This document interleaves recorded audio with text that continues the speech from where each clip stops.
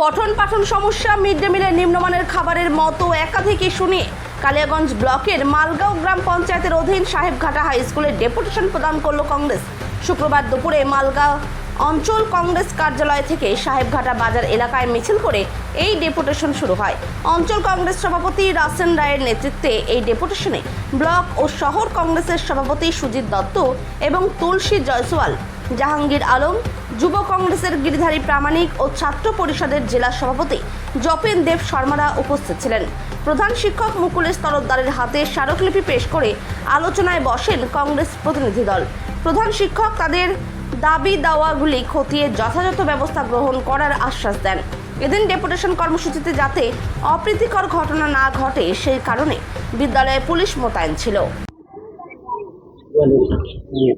দাদা, আপনার কিসের দাবি নিয়ে আজকে সাহেবঘাটা স্কুলে ডেপুটেশন করে?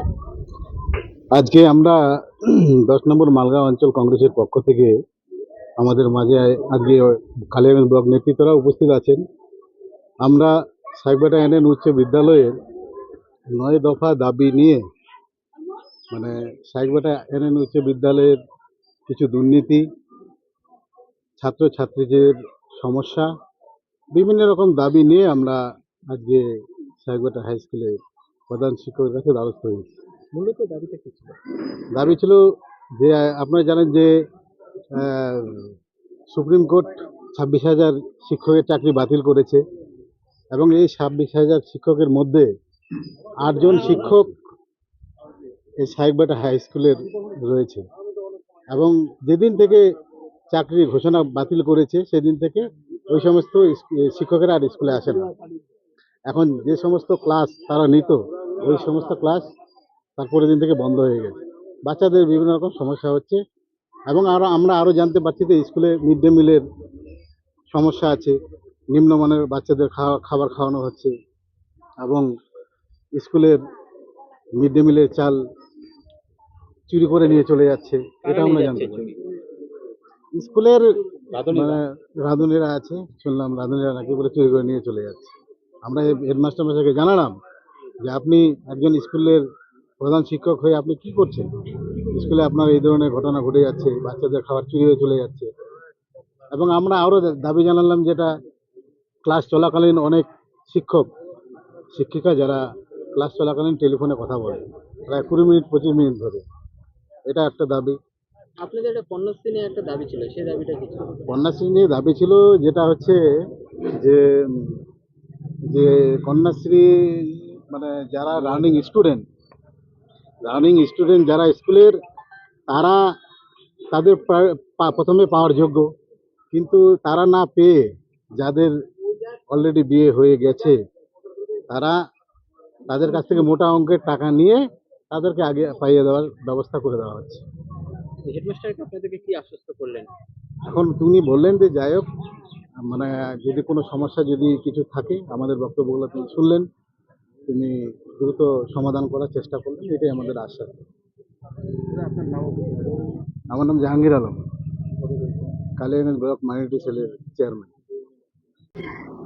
স্যার, আজকে কংগ্রেস থেকে আপনার কাছে একটা দাবিপত্র দিল এবং সেই দাবিতে দেখা যাচ্ছে যে একটা কন্যাশ্রী নিয়ে একটা যারা বিবাহিত হয়ে গেছে তাদের কাছে টাকা খেয়ে নিয়ে এবং তাদেরকে কন্যাশ্রীর ব্যবস্থা করেছে, অথচ রানিং স্টুডেন্ট হচ্ছে না।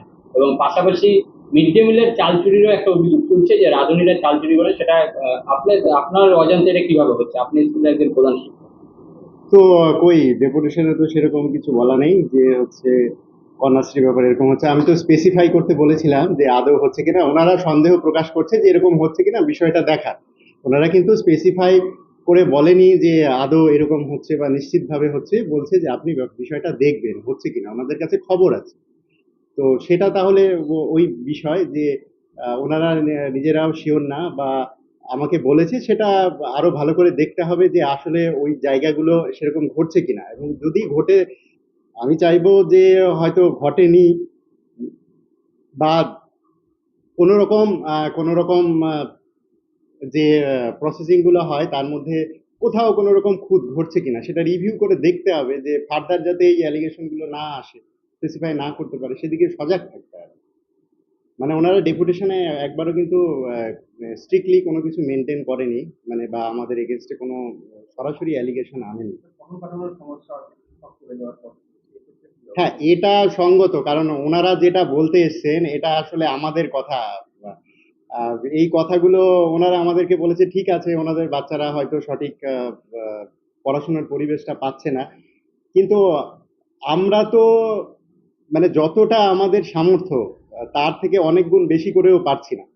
কারণ আমাদের যা শিক্ষক হওয়া উচিত তার 1/3 শিক্ষক আমরা আছি।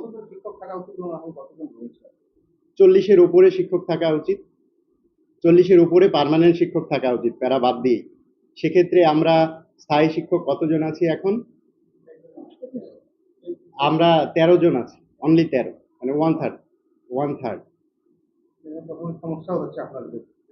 Huge problems. মানে ওনারা তো আমাদেরকে বললো, তো আমরা আসলে আমাদের ঊর্ধ্বতন কর্তৃপক্ষ যাদের কাছে বলার অবশ্যই আমরাও বলছি, কিন্তু এর তো কোনো সমাধান সূত্র নেই। আর বিশেষ করে বর্তমান যে পরিস্থিতিটা তৈরি হয়েছে সেই পরিস্থিতিতে প্রত্যেক অনেক স্কুলেই হয়তো এরকম প্রবলেম হয়েছে, বাট আমাদের স্কুলের ক্ষেত্রে প্রবলেমসটা আরো বেশি হয়েছে, কারণ একসাথে 8 জন শিক্ষকের আহ, এই সমস্যাটা হয়েছে। তো একই জায়গায় যখন 8 জন শিক্ষক মানে স্কুলে আর আসছে না ক্লাস নিতে, বা কিছুজন প্রিপারেশন নিচ্ছে, অনেক কম আসছে, তো সেক্ষেত্রে তো হিউজ একটা প্রবলেম হবেই। গার্জিয়ানরা তো এটা তো আন্দাজ করতে পারবে। কাজে ওনাদের দাবিটা কোথাও অমূলক নয়, কিন্তু আমরা যে একটা বাস্তব মানে কি বলবো, আমরা যে একটা জায়গায় গিয়ে আটকে গেছি, বা আমাদের যে মানে কিছু করার নেই, মানে আমাদের তো আসলে কিছু করার নেই, কিছু তো আমরা শিক্ষক তো নিয়োগ করতে আমরা পারি না। তাহলে সেক্ষেত্রে তো ওনাদের দাবিগুলো ঠিক আছে, এই মাঝখানে পড়ে মানে সত্যিকারেরই একটা এমন একটা সিচুয়েশন যে আমাদের ইচ্ছা অনেক, কিন্তু আমরা আসলে ওগুলোকে ওভারকাম করতে পারছি না। আমার নাম মুকুলেশ তরফদার, প্রধান শিক্ষক, সাহেবঘাটা ইউনিয়ন হাই স্কুল।